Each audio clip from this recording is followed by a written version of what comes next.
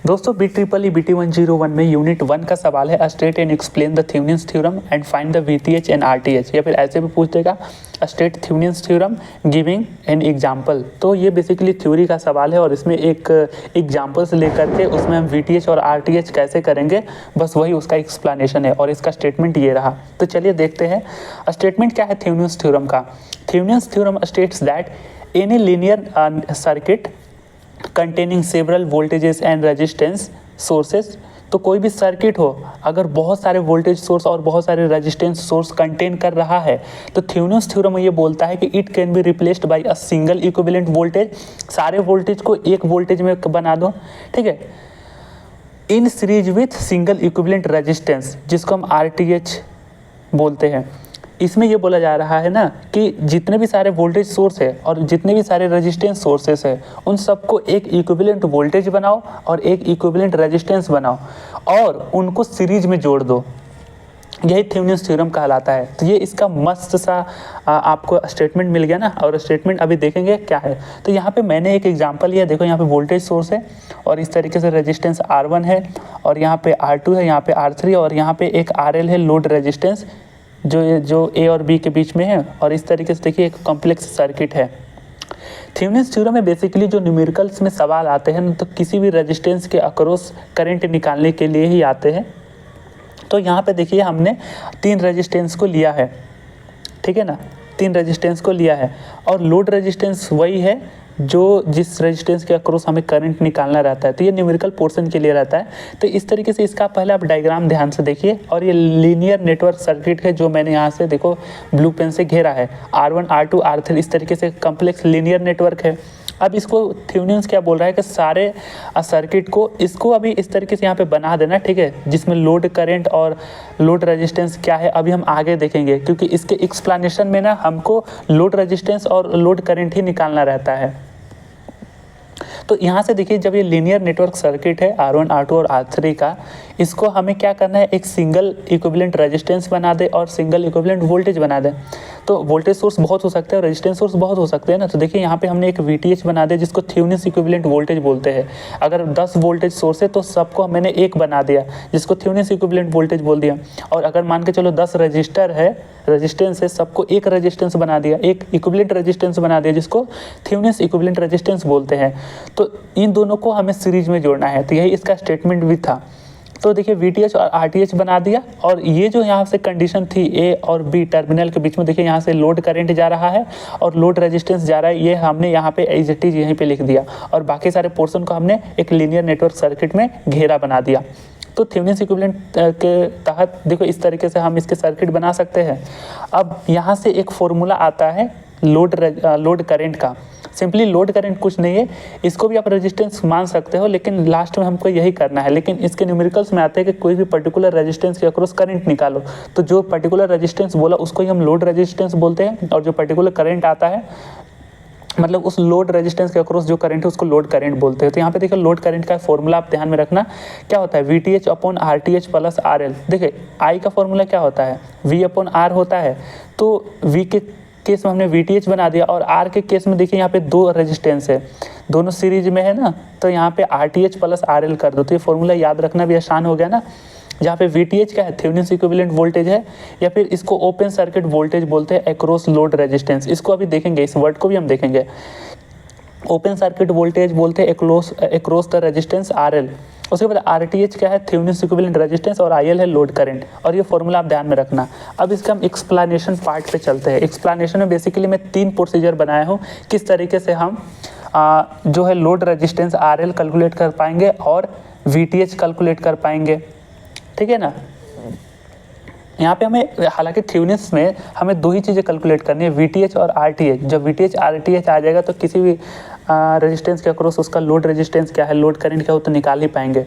तो यहाँ से देखिए जो मैंने सर्किट कंसीडर करा था ये वही सर्किट है, जो ये रेजिस्टेंस है इसके अक्रॉस हमें लोड करंट पता करना है। तो देखिए remove load resistance from step 1 में हमें क्या करना है कि जो भी यहाँ से देखिए यहाँ पे उस डायग्राम में था ना लोड रेजिस्टेंस था तो उसको हमने रिमूव कर दिया है। Remove load resistance from the circuit and calculate open circuit voltage जिसको VTH बोलते हैं अक्रॉस द टर्मिनल AB। तो ये जो टर्मिनल आपका AB बन गया क्योंकि यहाँ से देखो लोड रेजिस्टेंस था तो स्टेप 1 में हमने लोड रेजिस्टेंस को रिमूव कर दिया। तो लोड रेजिस्टेंस को रिमूव किया तो इसके अक्रॉस कुछ वोल्टेज था ना, इसके अक्रॉस कुछ वोल्टेज था तो मैंने रिमूव कर दिया है। तो यहाँ पे अज्यूम करा है ना, स्टेप 1 में तो अज्यूम करा है, तो यहाँ के एक ओपन सर्किट टर्मिनल बन गया, ओपन सर्किट टर्मिनल। तो इसी ओपन सर्किट टर्मिनल को हम VTH बोलते हैं। इसी टर्मिनल के अक्रॉस हमें VTH निकालना है।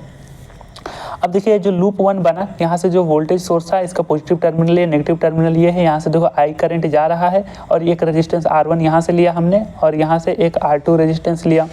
अब यहाँ से हमने KVL अप्लाई किया। KVL आपको पता है ना, मैं बता दूँ KVL किस तरीके से करना है। सारे केस में जो भी वोल्टेजेस के वैल्यू आते हैं सबका 0 होता है। तो यहाँ से देखिए पॉजिटिव टर्मिनल है तो इसको V को मैंने पॉजिटिव लिया। रेजिस्टेंस के अक्रॉस जो भी वोल्टेज है वो ड्रॉप होते हैं तो माइनस में क्या होगा IR1 हो जाएगा, माइनस IR1 ले लिया। और इस केस में यहाँ पे आया तो माइनस में IR2 is equal to 0। Sign convention ध्यान में रखना, हालांकि बहुत बुक्स में बहुत तरीके में अलग अलग तरीके होते हैं साइन कन्वेंशन का, मैं यहाँ पे बताता हूँ, आप वही ध्यान में रखना। जैसे ये वोल्टेज रहा, ठीक है, और ये एक रेजिस्टेंस रहा, तो देखो यहाँ पे करंट जा रहा है। तो हमेशा मैं क्या करता हूँ कि जो भी वोल्टेज का ये जो पॉजिटिव टर्मिनल है ना तो इसको प्लस में V ले लेता हूँ और यही जो करंट आपके रेजिस्टेंस के अक्रॉस जाता है तो वोल्टेज ड्रॉप होता है। तो वोल्टेज क्या हो जाएगा, IR होता है तो माइनस में IR हो जाएगा, तो माइनस में IR हो जाता है। और सारी चीज़ों को इस तरीके से लेकर के लास्ट में इक्वल 0 कर देता हूँ। तो यहाँ से देखिए V आया था और माइनस IR1 माइनस IR2, तो यहाँ से देखो हमने करंट ये निकाला R2 के अक्रॉस, R2 के अक्रॉस हमने करंट निकाला, क्या आया V/R1 प्लस R2 जिसको इक्वेशन 1 मान लिया। अब देखिए since terminal A and B are open circuited, तो यहाँ से देखो टर्मिनल A और B ओपन सर्किट, तो ये जो आपने लूप इसके लिए लगाया तो करंट तो इसमें जा नहीं रहा है, R3 के अक्रॉस तो करंट जाएगा ही नहीं, तो no current flow through R3, hence the VTH across terminal A and B। अब टर्मिनल A और B के अक्रॉस VTH क्या आएगा, जो करंट इसके अक्रॉस आया वही तो आपका VTH होगा। तो VTH क्या होता है, IR2 मतलब V बराबर IR का फॉर्मूला होता है। तो ये ओपन सर्किट है तो इसके अक्रॉस कोई करंट जा नहीं रहा है, तो AB टर्मिनल के अक्रॉस जो ये जो आपका R3 रेजिस्टेंस है इसमें जितना वोल्टेज आएगा यही तो आपका VTH होगा ना, ठीक है। और एक और बात बताता हूँ, देखो जब पैरेलल में 2 रेजिस्टेंस होते हैं ना, इस तरीके से पैरेलल में 2 रेजिस्टेंस होते हैं तो उनके केस में देखो दोनों टर्मिनल का वोल्टेज सेम ही रहता है। ये अगर आपको पता होगा क्लासेस में 12th क्लासेस में आपने पढ़ा होगा, तो यही पैरेलल वाला भी केस आ रहा है। तो जो R3 का अक्रॉस जो आप वोल्टेज निकालोगे वही तो हमारा VTH होगा।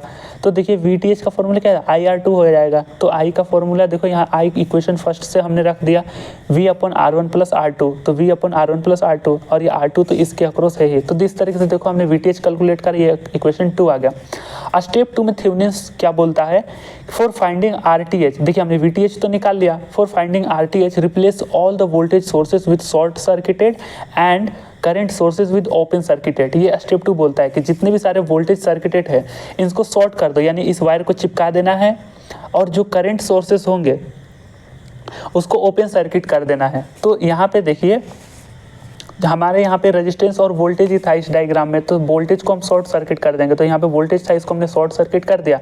R1 उसी तरीके से रहा, R2 इसी तरीके से रहा और यहाँ पे देखो R3 इसी तरीके से रहा।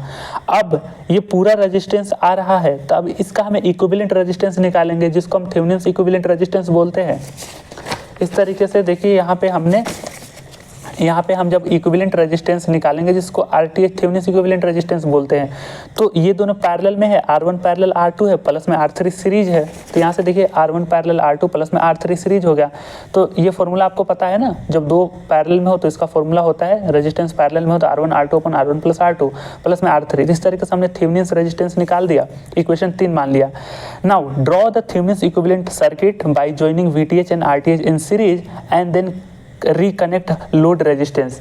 तो स्टेप 3 में हमें क्या करना है, थेवेनिन्स इक्विवेलेंट सर्किट ड्रॉ करना है जिसमें क्या होता है, जो VTH RTH आपके सीरीज में होते हैं और जो लोड रेजिस्टेंस हमने रिमूव किया था, लोड रेजिस्टेंस वही रेजिस्टेंस है जिसके थ्रू हमें निकालना है करंट को, जिसको हम लोड करंट बोलते हैं, उसको वापस से हम रिकनेक्ट कर देंगे। तो देखिए VTH का फॉर्मूला डिराइव किया था उसको मैंने यहाँ पे ला दिया, और RTH का फॉर्मूला जो डिराइव किया उसको मैंने यहाँ पे ला दिया।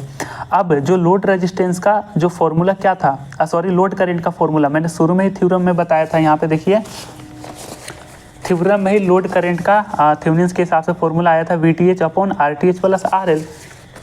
तो यहाँ से आपने VTH जो कैलकुलेट करा और RTH जो कैलकुलेट करा उसको आप रख दोगे इस तरीके से, और यहाँ पे RL इस तरीके से रख दोगे, तो इसके अक्रॉस आप करंट निकाल पाओगे।